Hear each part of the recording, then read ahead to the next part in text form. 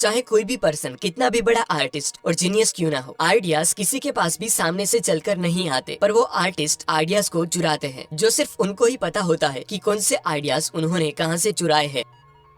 Computer पे animated character बनाने से लेकर अपने वर्कशॉप में किसी दो मेटल को जोड़ने के लिए किया हुआ वेल्डिंग भी एक आर्ट ही है। कई लोगों को लगता है कि आर्टिस्ट मतलब पेंटर, लेकिन ऐसा नहीं है। जो भी पर्सन दूसरों को हेल्प करने के लिए अपनी स्किल के जरिए कुछ क्रिएट करता है वो आर्टिस्ट है। फिर चाहे वो बिजनेसमैन हो, कुक हो, प्लेयर हो या कुछ भी, वो एक आर्टिस्ट ही है। पिकासो कहते थे कि आर्ट एक चोरी है, जो आज भी सच है। जैसे एप्पल के founder Steve Jobs, basketball player Kobe Bryant, दुनिया का most influential band the Beatles और अमेरिकन रैपर एमिनेम जैसी कई फेमस पर्सनालिटीज ने दूसरों के आइडियाज को कुछ इस तरीके से चुराया कि पूरी दुनिया को उनका वर्क ओरिजिनल लगने लगा। इसलिए आज मैं ऑस्टिन क्लेयोन की best selling book steal like an artist में से कुछ ऐसी बातें बताने वाला हूँ जिससे आप सीखेंगे कि कैसे आप भी ग्रेट लोगों की तरह अलग अलग आइडियाज, कॉन्सेप्ट और प्रिंसिपल्स को कनेक्ट करके एक ऐसी चीज क्रिएट कर सकते हो जो सबसे यूनिक हो। स्टिल लाइक एन आर्टिस्ट में से मैंने सीखी पहली बात, नथिंग इज ओरिजिनल। जैसे मैं भी कोई ओरिजिनल थिंकर नहीं हूँ, मैं एक सिंथेसाइजर हूँ जो अलग अलग आइडियाज को कुछ अलग ही अंदाज से कनेक्ट करके आपके सामने प्रेजेंट करता हूँ। स्टीव जॉब्स ने अपनी एक स्पीच में कहा था कि गुड आर्टिस्ट आइडियाज की कॉपी करते हैं, पर ग्रेट आर्टिस्ट आइडियाज को ही चुरा लेते हैं। अब थोड़ा सोचो कि उन्होंने ऐसा क्यों कहा। उनका कहने का मतलब था कि जो नॉर्मल लोग होते हैं वो चीजों को इमिटेट करते हैं और दूसरों को कॉपी करने की कोशिश करते हैं, पर जो ग्रेट आर्टिस्ट होते हैं वो उसी सेम चीज को डीपली स्टडी करके उसे कुछ इस तरीके से ट्रांसफॉर्म करते हैं कि उनकी खुद की पहचान वो चीज में झलकने लगती है। कई लोगों के लिए क्रिएटिविटी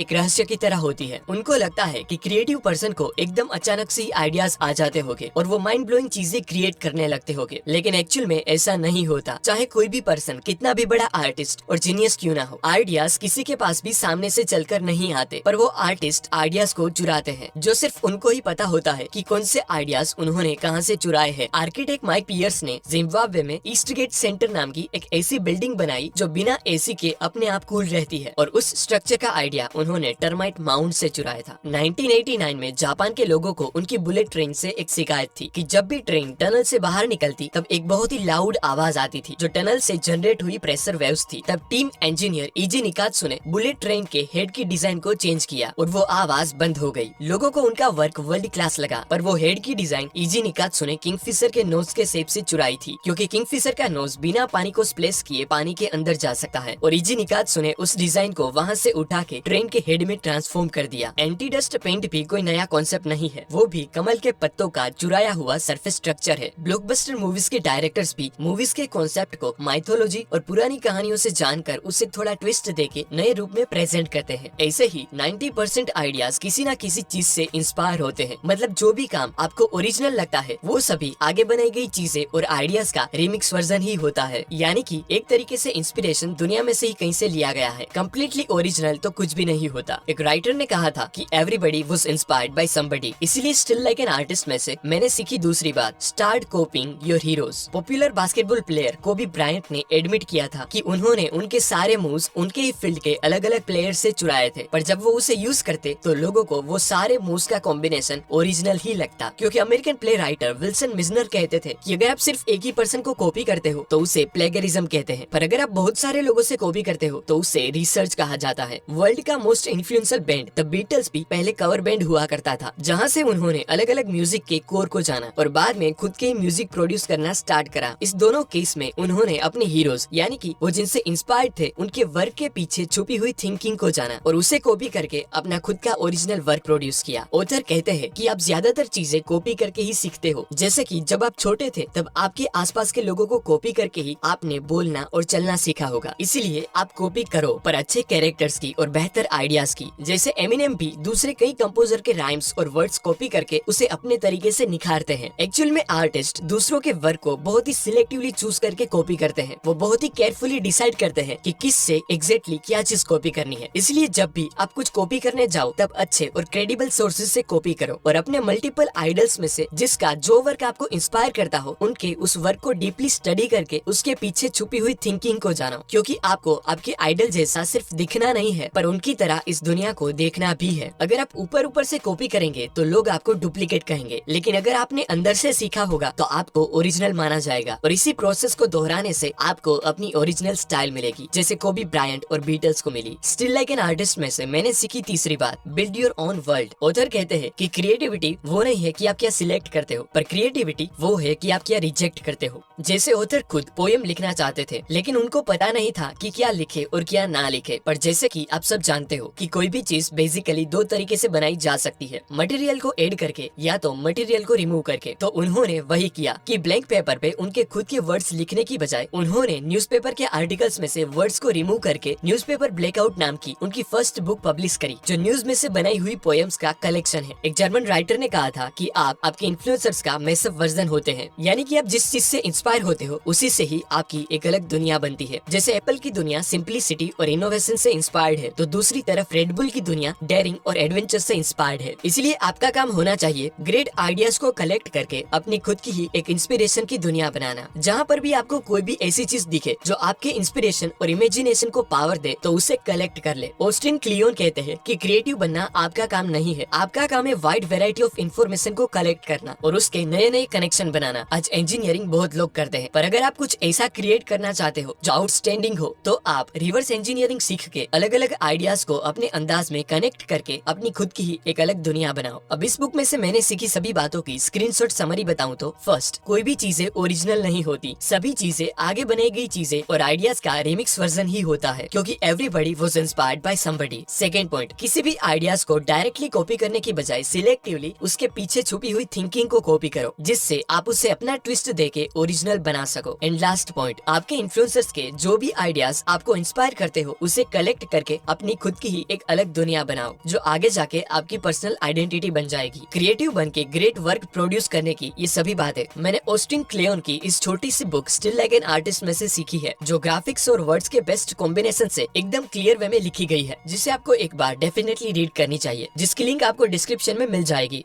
धन्यवाद।